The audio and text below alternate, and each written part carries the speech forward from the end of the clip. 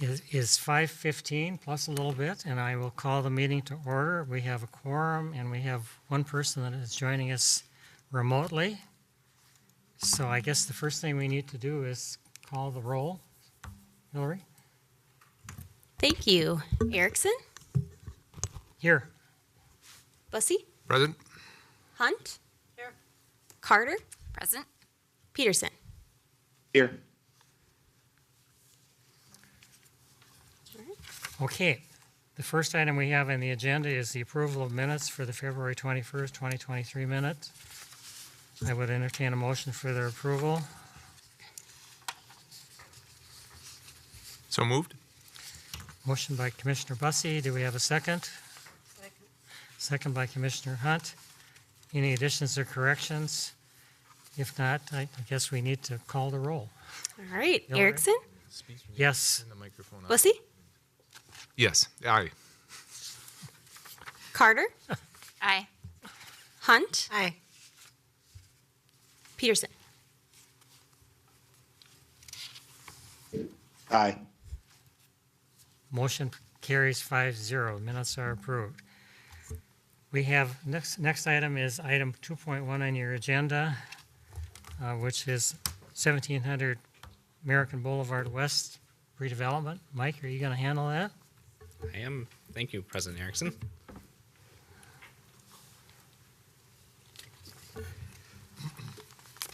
So I'm here to present on the 700 American Boulevard West pre-development agreement. So to give you a little context about 700 American, you're probably familiar with the site, but it is located here by the REI, Bauer Hockey. We now have Top Line Credit Union being constructed to the west of 700 American. Might be a little hard to see, so I'll move my mouse over it, but it's that northwest corner of American Boulevard and Lindell Avenue. So to give you a little history of why we have this site that the city owns. In 2005, as part of creating the American Boulevard, there was right-of-way that was acquired, and ultimately after completion of that project, there were two parcels that were created, 700 American and 900 American. We sold those properties, the city sold those properties to Fraunchu companies. They were going to develop a credit union and a medical office building. The credit union moved forward. That's Top Line Credit Union that's now being constructed. But the medical office, they couldn't make the numbers work, and development ultimately languished for a while. So the city purchased the property back, and then in 2007, we put the property up again we purchased it in 2007 and put the property back up for sale, an RFP, where we selected Hy-Vee, the grocery store. They were looking to do a health market.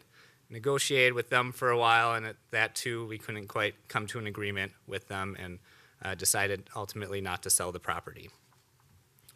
Since that, we did a few market studies. The city did the Lindell Avenue retrofit plan, which also looked at the site and identified this as the gateway to Lindell Avenue. So wanted to really highlight this parcel being so prominent in the city, especially being next to 494.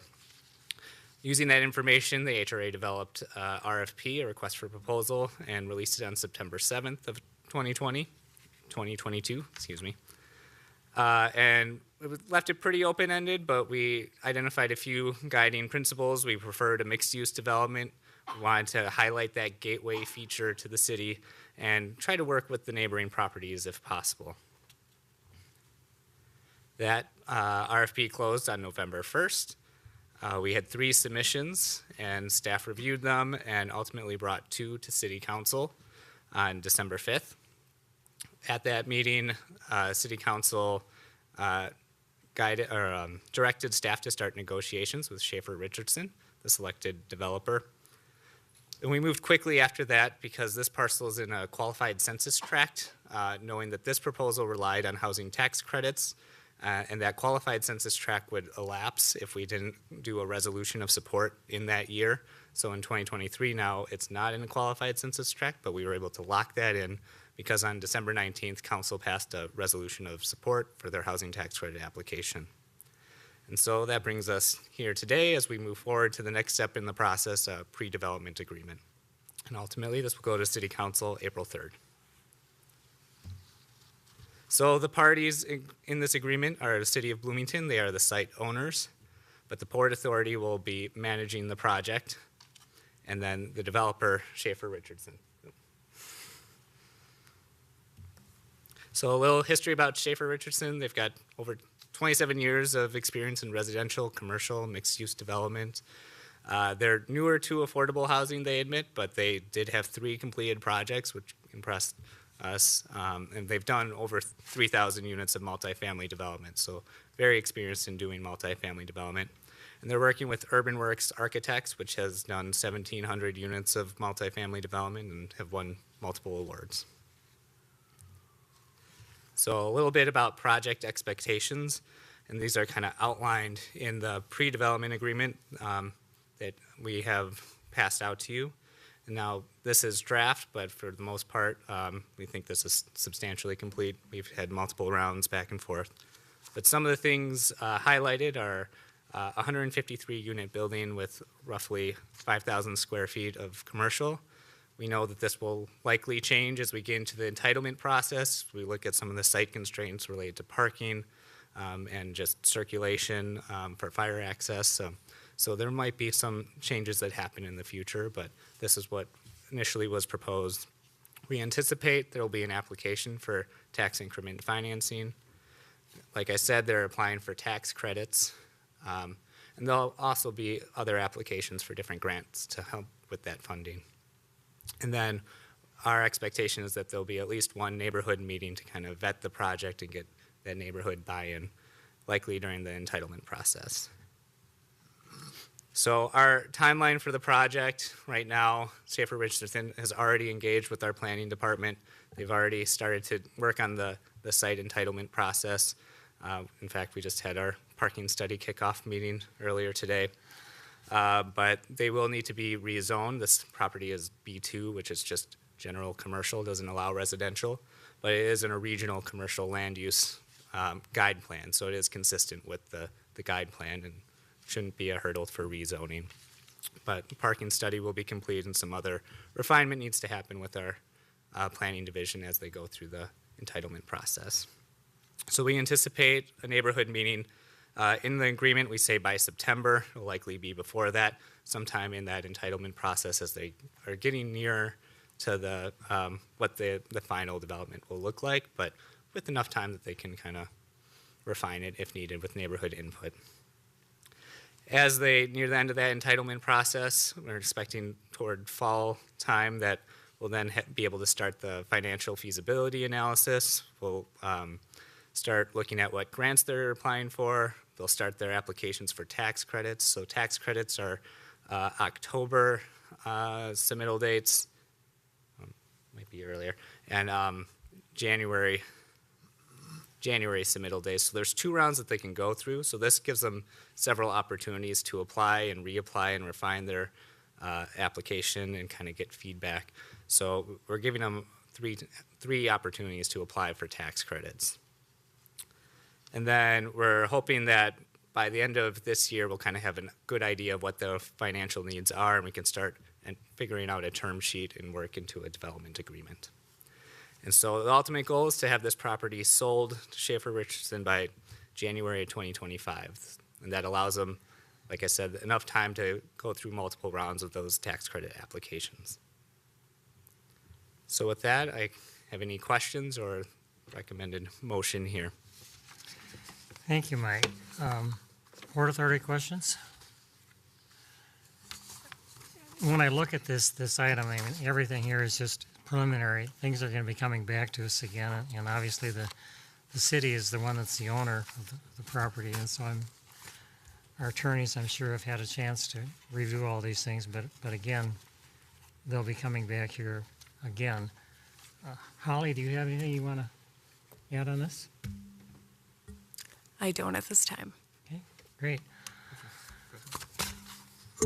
Commissioner Bussey. Thank you, Mr. President. So close to 18 to 20 months to complete this. It seems like an exceptionally long time. Am I wrong about that? Or I understand the need to allow them to go through a number of different grant application processes, but that seems like an exceptionally long time to get to the sale of a property. Yep, President Erickson, Commissioner Bussey. Yeah, because they won't have their entitlements done till fall this year. So the first time they'll be able to apply for tax credits would be this fall round, and then there is a spring application, and then we're giving them another opportunity in the fall. The fall rounds are kind of what they call the cleanup, where it's more like leftover funds. So really, the true application is that springtime application. So that's really when we're hoping that they'll get that award. So it could be sooner than that, but if they don't, maybe there's some opportunity then to refine. But yeah, that gives them, it is 18 months for us to get through 3 rounds. But. Other questions? If not, I would entertain a motion. The resolutions contained is on page 7 of your package. So moved. Motion made by Commissioner Peterson. Do we have a second? Second by Commissioner Hunt. Any further discussion? If not, Holly, you want to call the roll? Erickson, Yes. Bussey, Aye. Carter, Aye. Hunt, Peterson. Aye. Motion passes 5-0. Thank you, Mike. The next item then is item 2.2, the Elevate Hennepin Programming Agreement. Looks like we're going to have Jason handle that.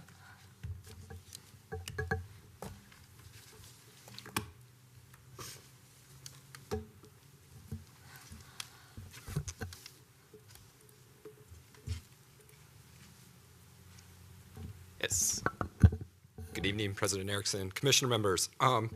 Tonight before you is Elevate Hennepin Programming Agreement, and just quickly go over kind of the history of how it became Elevate Hennepin from our Open to Business previous program and agreement. So our Open to Business program, the Port Authority has been part of this program since 2013.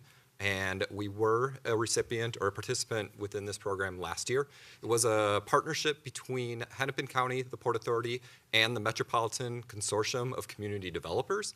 And what that service did is it did provide direct one-on-one technical assistance services to potential small businesses or existing businesses that needed some additional assistance. In addition to our Open to Business, Hennepin County did, they kicked off with Elevate Business. And so Elevate Business is another service that Hennepin County put on beyond our Open to Business contract with MCCDD. This Elevate Business was within operation from December 2020 to the end of December 2022. It was a collaboration between Hennepin County and Greater MSP that provided entrepreneurial services and trusted resources and advisors to businesses that were seeking additional assistance. These services were free resource and included marketing, legal, and technical aspects. In 2023, Hennepin County rebranded this to Elevate Hennepin. So Elevate Business became Elevate Hennepin, and with this rebranding, they then, Hennepin County incorporated MCCD work into this contract. And so what this is looking to do now is it is replacing our Open to Business contract with MCCD, and it's allowing us to have a partnership with Hennepin County. So once again, it's providing the same services, free services, to local businesses, but instead of the Port Authority partnering with MCCD, it is now going to be partnering with Hennepin County. Vicky Gonzalez has been our representative from MCCD, and that will still be our main first point contact for businesses that are looking for this assistance. Our contract today, the agreement that we are bringing before you, is a 2-year contract. So it is for 2023 as well as 2024. It is for $20,000 per year, which $10,000 is for us to participate in the Elevate Hennepin, and $10,000 is then to have our specific contract with MCCD to provide this one-on-one assistance. So it is a $20,000 contract each year So $20,000 this year and $20,000 next year in 2024. So Elevate Hennepin, so as I stated, it's a one-on-one business advisory services. It's a one-stop for events and classes with which Hennepin County and their advisors and resources are putting on. It's to offer a peer-to-peer connection, this personal business navigation. It helps them to access capital if needed. It's making sure to point them in the various resources, as well as providing additional financial management for businesses that need that additional assistance. Additional county resources range from startup businesses all the way up to businesses that have been in operation for a number of years. And it's from small businesses to businesses up to just shy of 100 employees. And so it's a wide range of services that this resource does offer. Kind of looking at the Elevate Hennepin impact. So this came strictly from Hennepin County. So more than 1,100 businesses have accessed this technical assistance. More than 1,600 are registered. 49% of those that registered identified as non-white, 45% are identified as women, and over 60% have fewer than 10 employees.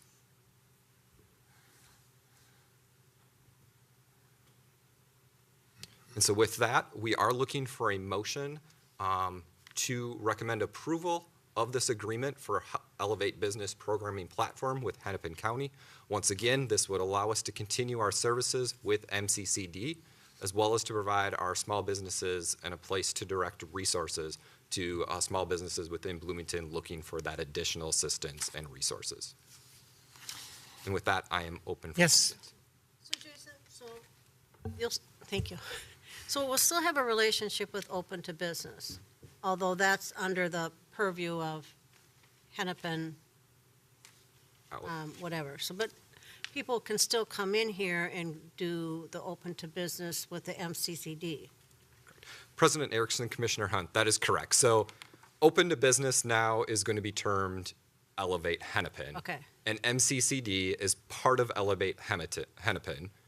And that Open to Business concept, so Vicki Gonzalez will still be here, be our representative for the city of Bloomington. We'll still offer hours within City Hall here like we have in the past number of years. And so those services will not be disrupted. It's just our contract is no longer going to be with MCCD. Okay. It's going to be with Hennepin County. And so, but they'll still have the same services that they could have had before, beyond the IT and technical, but like the lending services where MCCD would facilitate, with a consortium of banks and that for small types of credit loans or Yes. credit facilities. That'll still be there? President Erickson, Commissioner Hunt, correct. All the services that MCCD has been providing in the past will still be there. And Hennepin County is now adding on these additional services beyond what MCCD has offered, and which Hennepin County will be offering themselves through their Elevate Hennepin program. Commissioner Bussey. Thank you, Mr. President. So how do we see this interacting with the soon we can't wait to open the Small Business Development Center? I was going to ask the same question. Yes. President Erickson, Commissioner Bussey. That is something once, and Ms. Masick will go over our plan for next year, our work plan. And part of that, we'll be looking at a strategic plan for the Port Authority as far as what additional services will we be offering or look to offer as part of our Business Resource Center. And so really what the Business Resource Center in our eyes right now will offer a space for these services and programs to be offered. And how do we as a city and a community leverage the services that are already offered? So through Hennepin County and through MCCD, this partnership, how do we even go further in leveraging those resources to assist our small businesses? Okay. And I know that Carla Henderson has been enthusiastic about the small business stuff. I don't know, Carla, you want to make any comments? Anytime to talk about the project. Thank you, President Erickson. Yes, and members of the Port Authority. We see this as a natural fit, and one of the great things about this is that people will, once we're open, will not have to come to Civic Plaza, but this will be a resource, we believe, in the Small Business Development Center. And so it just is a natural fit and another amenity for sure. Thank you. Holly, you want to enter? At the risk of repeating, we see this at this point as services that have already been offered, people have come to expect, and that can help us transition as we build out the small business support services that we will be offering. And once the Small Business Center is created, we hope the staff there will have working knowledge of all of these programs available. We don't want to duplicate services that are already being offered in the area. Rather, we want to know about them and be able to refer applicants to them. Well, I know this is something that is really a major initiative, and it's really one of the reasons for expanding the Port Authority's scope. And I know Commissioner Hunt, this has been something that's been near and dear to you, to work with small businesses and things. So it's something that hopefully we can get everything done. Any more questions? I've got a question. Yes, Commissioner Peterson. So I was just, and I think this is a good thing, and I think it's great to have a single resource like this that's shared. The one thing is, I was just off looking at their site, and the site doesn't reflect the fact that they're getting funding support from other organizations. And so I think one piece of feedback for them is they should reflect the fact that this is like a collaborative effort. It really comes across as like Hennepin County's doing this for you, and at least, you know, we're tossing some money in the kitty. I'd like to see that reflected in how they kind of present things. Absolutely. Please, Commissioner Carter. Thank you. So I'm just curious how we promote the program among small businesses in Bloomington. Sure. President Erickson, Commissioner Carter. So the other Assistant Port Authority Administrator, Barb Wolf, she happens to be at the Business Resource Center right now. And she's working on actually at a committee meeting, so she's unable to be here. But through our approach, a lot of it has been through our website, through Facebook, social media. We have been pushing that response. If we get calls in from small businesses, we have been relaying that resource information to those candidates. And additionally, it's also just kind of word of mouth as we are out in the community. And I see our city attorney wants to say something.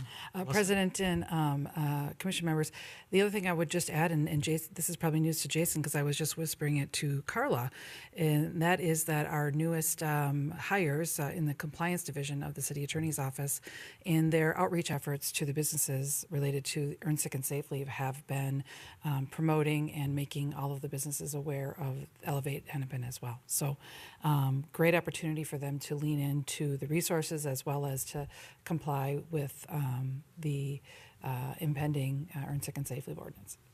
Thank you. Okay, other questions?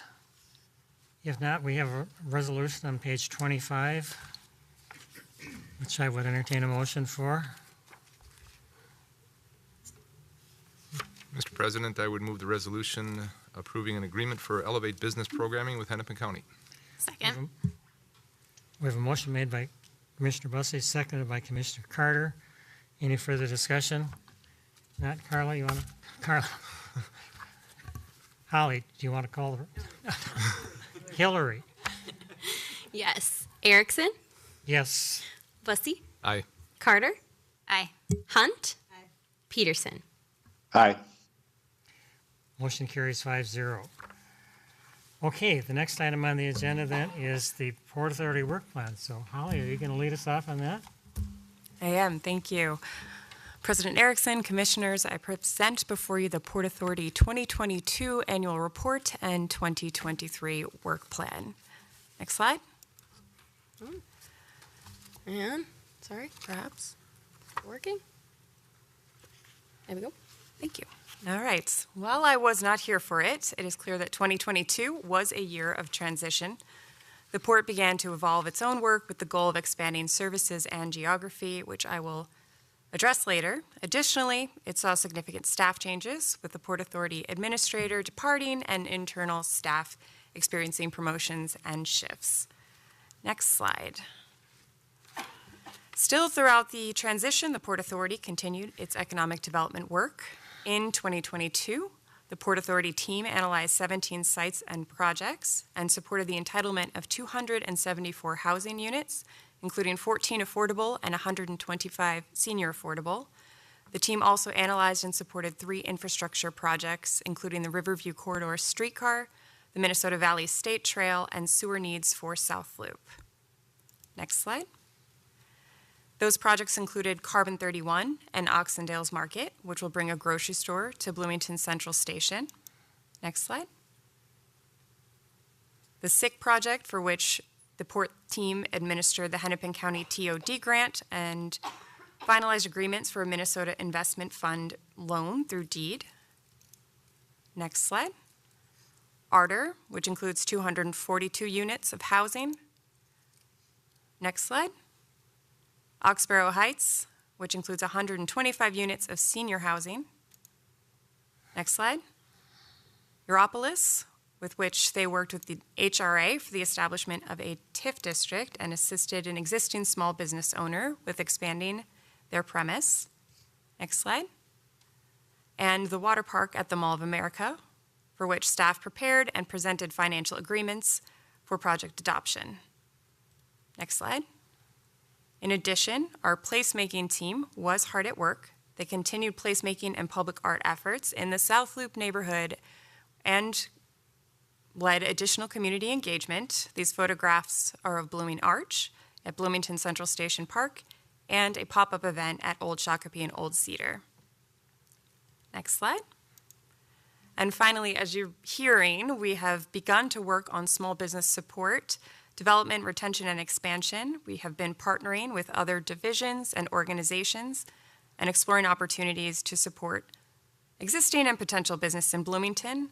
We've started the South Loop Business Group quarterly meetings and explored programs like Elevate Hennepin, a new facade improvement grant program, and the creation of Bloomington Small Business Development Center. Next slide. In addition, there was a large change last year, or rather a large set of recommendations that came to us by way of the HRA's assessment that was completed in early 2022. And from that assessment, the recommendations were made that the HRA and Port Authority will now work together to optimize complementary strengths and services. The HRA will be focusing on single-family and small residential development and related programs, while the Port Authority will more actively support business expansion and retention. The Port Authority will also expand powers and services, including creative placemaking, citywide, and the HRA and Port will restructure staff to support these priorities. Next slide. And so now we are here in 2023, which will be our year of growth.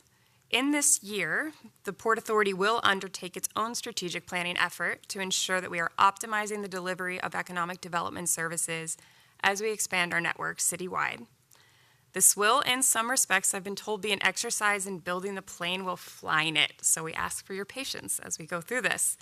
We will continue to support development projects, begin focusing more on offering small business support services, and simultaneously complete a citywide placemaking plan while working on our long-term vision. And of course, we'll also be working with Bloomington Tomorrow Together, the city's plan. For scale and a reminder, we spoke of this earlier in the meeting, we will now be expanding our services from the South Loop District, which is in the northeast corner of the city, to the entirety of Bloomington, which is a very big step and change for the Port Authority. In preparation for that work, we'll be expanding our staff significantly. We are now at 5.5 full-time employees, and we may add as many as 6 as the year progresses, but those hires will also be somewhat dependent on the recommendations that come from our strategic planning. Next slide. In 2023, some of the development work that will continue to take place includes looking at the Mall of America Water Park, SIC Inc. Phases 2 and 3, American Square, Phase 2, Bloomington Central Station, future phases, 700 American, and supporting opportunity housing ordinance goals in development negotiations. Next slide. For business support, you will see Small Business Center construction and beginning of programming, best practice research on comparable programs in cities, South Loop Business Group quarterly meetings, facade improvement grant, a welcome to Bloomington strategy development, and additional assessment of programs and convening of regional organizations. Again, as we discussed earlier, the goal is not to duplicate services that are already offered, but to become familiar with them and be able to quickly refer businesses to those existing programs. Next slide. Our placemaking team will be working on their citywide creative placemaking plan, Old Cedar, Old Shakopee placemaking project installation in businesses, the South Loop Community Garden, Small Business Development Center work, the Art Triennial participation, and Hometown Poetry program. And finally, we may have a special project that's dominating some of our work plans as well. We are still supporting Expo 2027 as they lead into the final bid activities in the next few weeks, and we'll know by June if that's something the port will be working on. But in that time, and perhaps after, we'll be supporting that planning, advising the host committee in development strategy, and then planning for Bloomington legacy development. Next slide. And with this plan, we will remain flexible and responsive to market conditions. So there is a lot of flexibility with this, and we look forward to working with you, our colleagues, and the community on Bloomington's continued economic development. And with that, Thank you, Holly. That was a nice inaugural presentation for you. Thank you. Nice slides and things. So Port Authority questions? One of the things I was mentioning to Holly before, just in looking through this, and maybe it comes up in the strategic planning, but I think as a board, we really need to reorientate ourselves so that we're looking at the entire city, and we're all very familiar with South Loop, although it's always worthwhile to get out there several months and just see what's happening. But we have all the other areas of the city. I think placemaking is something that most of us probably wouldn't get a very high grade on. I know I certainly wouldn't if somebody asked me what we were really doing in that area. And I think it's something that's really incumbent upon us to have a little bit better idea. But so I suggested to Holly we may want to think about maybe scheduling some tours for Port Authority members where we could look at these different areas and say, well, these are some of the things we're thinking about. These are areas we want to focus on, and just kind of start loading up our minds so we start thinking about these opportunities, because I think it's exciting, but it is nice to kind of have some idea when something's coming up, how it's going to fit in, what we might think about, and sometimes people come up to us and talk about it, and they'll say, well, maybe that's something that we could get involved with. I don't know. I mean, again, so it's an impressive plan. There's a lot of things going on, and it will be interesting. It's a lot of work for you, obviously, Holly, to get up to speed on all this stuff.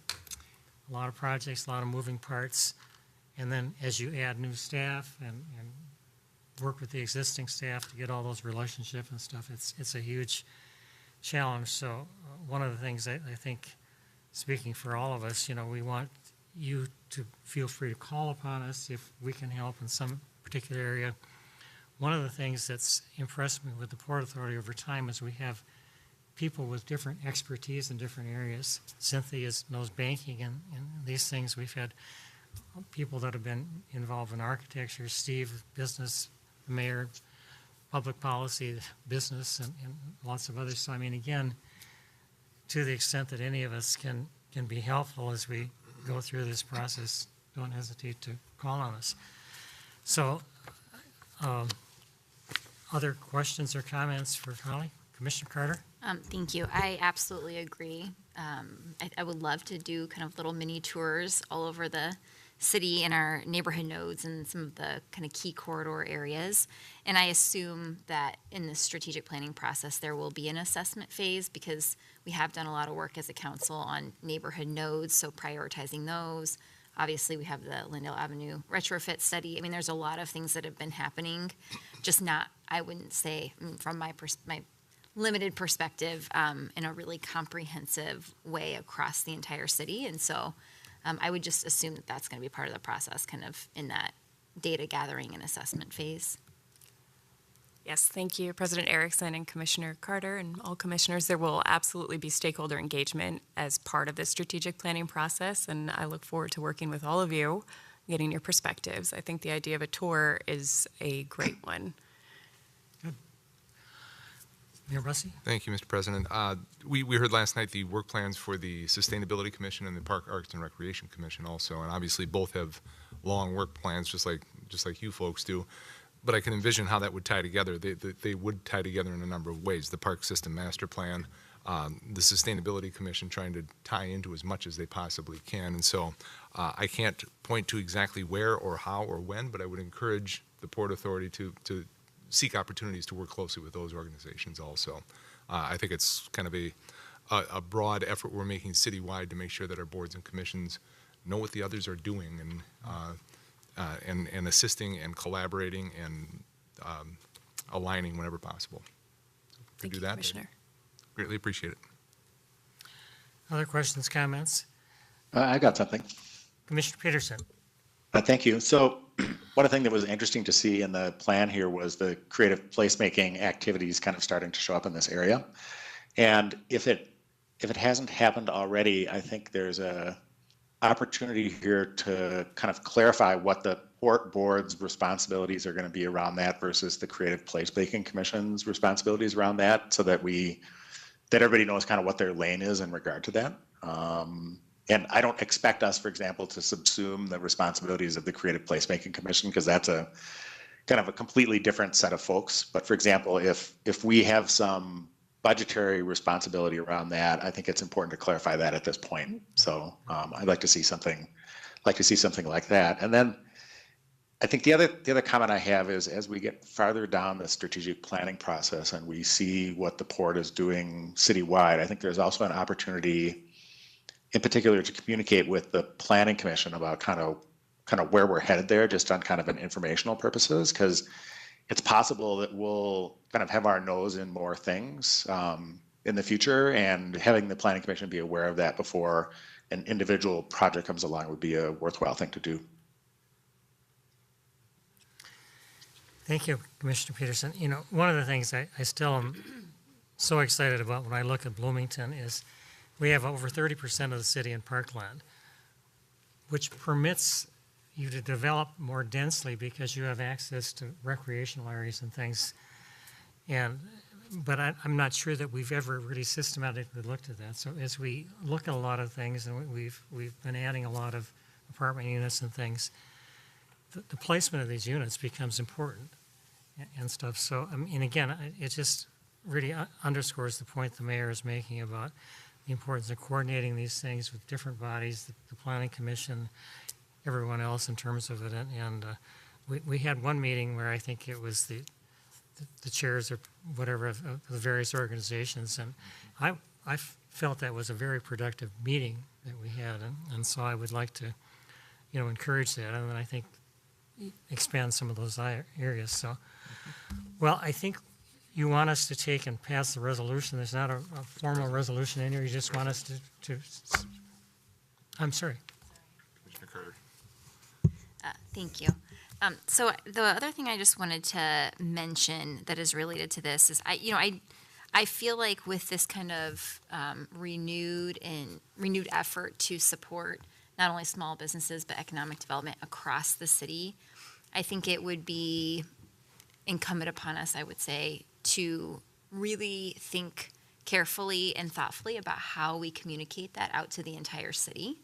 I think for many years, residents in Bloomington have felt like there's just so much attention paid to the South Loop and not enough attention paid to the rest of the city. And so, what kind of messaging do we want to say about that? And I think it's just going to be really important, especially in the business community, for people to understand what this change means for them, for residents to understand what this change means. So just wanted to add that. Great. Thank you. Okay, any other questions, comments? Okay, I guess you want us to pass a resolution. There's not a resolution in here, but you just want us to adopt your plan, or maybe not. It's just as approved 22 Port Yes. Authority Annual Report and 22 Work Plan? I'm looking to my colleague for some advice on this, and he is nodding. Okay. Okay. So I would entertain a motion to approve the 2022 Port Authority Annual Report and 2023 Port Authority Work Plan. So moved. Second. We have a motion by Commissioner Peterson, second by Commissioner Carter. Any further discussion? Hillary, you want to call the roll? Erickson, Yes. Bussey, Aye. Carter, Aye. Hunt, Peterson. Aye. Thank you. Okay, motion carries 5-0. So, Holly, you have anything else we want to? I do not. Okay, anybody else? If not, I think we are adjourned.